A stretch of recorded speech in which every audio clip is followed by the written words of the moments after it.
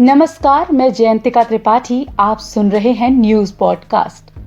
दिल्ली नोएडा के चिल्लर बॉर्डर पर किसानों ने अचानक से हंगामा शुरू कर दिया।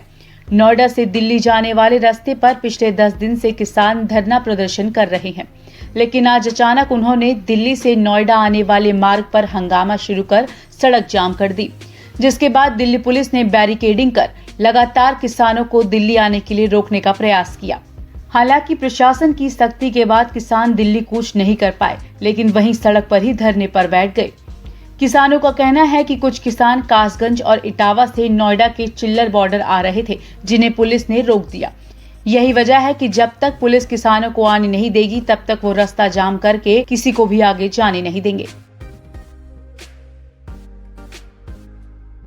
जिला पंचायत, क्षेत्र पंचायत और ग्राम पंचायत के चुनाव को लेकर उत्तर प्रदेश में सरगर्मियां तेज हो गई हैं। राज्य निर्वाचन आयोग भी तैयारियों में जुटा हुआ है। परिसीमन की आखिरी सूची की तारीख के बाद अंतिम मतदाता सूची की तारीख के बारे में भी जानकारी दे दी गई है। राज्य निर्वाचन आयोग जनवरी के आखिरी में अंतिम मतदाता सूची जारी करेगा। मतदाता और प्रत्याशी चुनाव से पहले मतदाता सूची को अपडेट कराने के लिए लगातार कोशिश कर रहे हैं। ऐसे में राज्य निर्वाचन आयोग ने मतदाता सूची पुनरीक्षण का संशोधन जारी कर दिया है।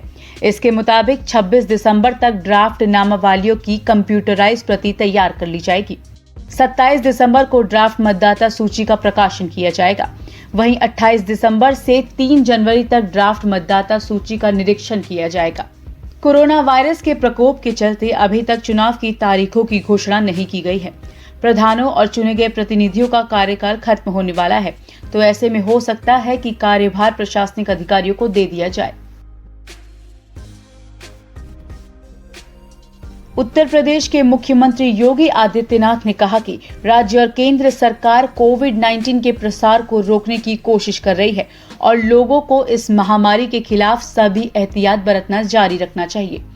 उन्होंने ये भी कहा कि उनकी सरकार दिमागी बुखार यानी इंसेफ्लाइटिस से होने वाली मौतों को इस साल 95% तक नियंत्रित कर पाने में सक्षम है। सीएम योगी ने कहा कि भविष्य में टीकाकरण के लिए भी तैयारियां की जा रही है, लेकिन हमें एहतियात बरतना जारी रखना होगा और कोविड-19 का प्रोटोकॉल का पालन करना होगा। अयोध्या के धन्यपुर में बनने वाले मस्जिद का खाका तैयार कर लिया गया है। जानकारी के मुताबिक Indo Islamic cultural foundation trust ने मस्जिद का डिजाइन तैयार करा लिया है।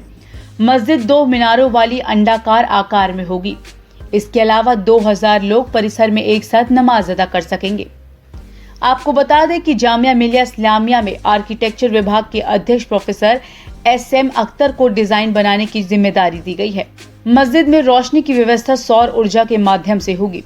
यही नहीं, जल संरक्षण की भी व्यवस्था होगी। मस्जिद तकरीबन 15,000 वर्ग फीट में तैयार किया जाएगा।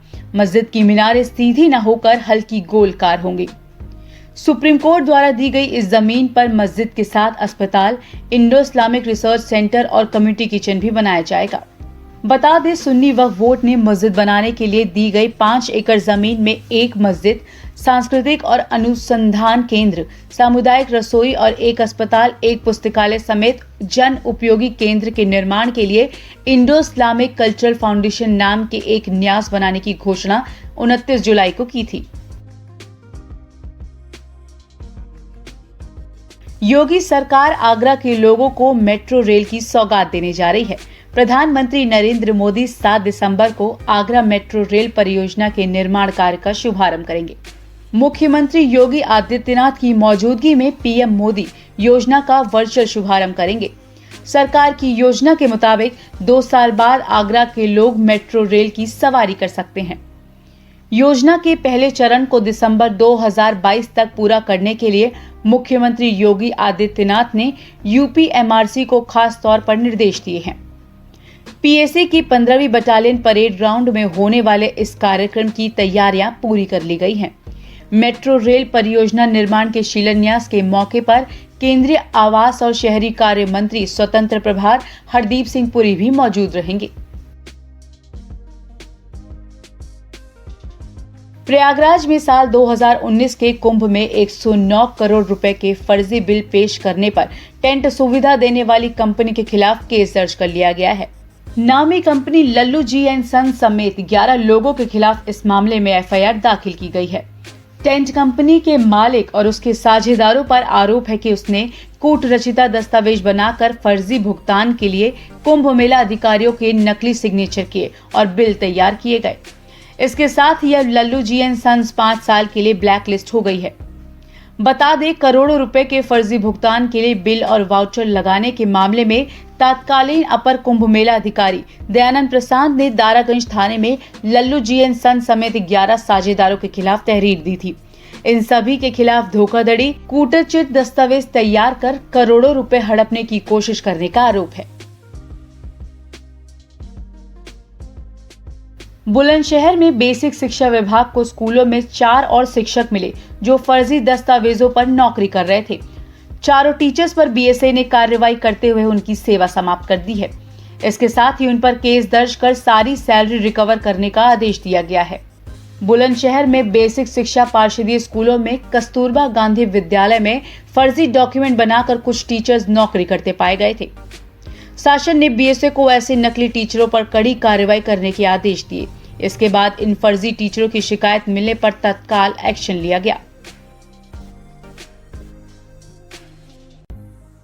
यूपी सरकार द्वारा माफियाओं और हिस्ट्री शीटर के खिलाफ चलाए जा रहे अभियान के तहत बाहुबली सांसद अतीक अहमद के अवैध साम्राज्य पर एक और बड़ी कार्रवाई की गई। प्रयागराज के झूसी इलाके में अतीक अहमद की पत्नी के नाम दर्ज 3 संपत्तियों को प्रशासन ने जब्त कर लिया है। बता दें, गैंगस्टर एक्ट 14(1) के तहत प्रशासन द्वारा ये कार्रवाई की जा रही है। कुर्क की गई इन संपत्तियों की कीमत करोड़ों में बताई जा रही है। दरअसल लगभग 1 महीने पहले प्रयागराज जिलाधिकारी ने माफिया अतीक की पत्नी शाइस्ता प्रवीण के नाम रजिस्टर्ड इन तीनों प्रॉपर्टी को कुर्क करने के आदेश दिए थे। अतीक अहमद पर आरोप है कि उसने दबंगई और सियासी रसूख के दम पर अवैध तरीके से ये संपत्तियां अर्जित की थी। ये था यूपी की बड़ी खबरों का न्यूज पॉडकास्ट। इसी तरह तमाम बड़ी खबरों के लिए देखते रहिए न्यूज उत्तर प्रदेश उत्तराखंड। धन्यवाद।